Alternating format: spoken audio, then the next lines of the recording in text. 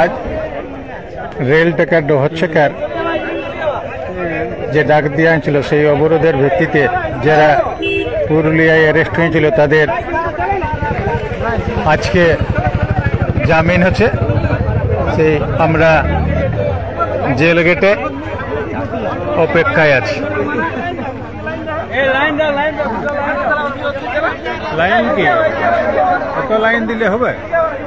এখানেও নেট চলছে না ভালো, কি করবো? একটুকু আসেছি তো হাজরাটা নিয়ে এলি মোবাইলটা।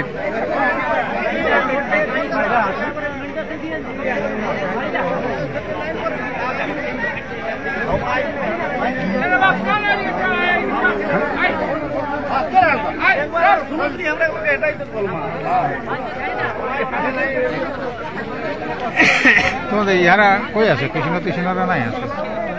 কাড়া বটে, দোকান ভালো লাগে না, দোকান করছে না। ফোনটিতে সবাই ব্যবহার করে না, ঘর গোষ্ঠী দোকানে থাকলে সবাই ব্যবহার করে না এটা ফোনটি। দূর দূর কোনো সময় একটু দেখা দরকার বটে।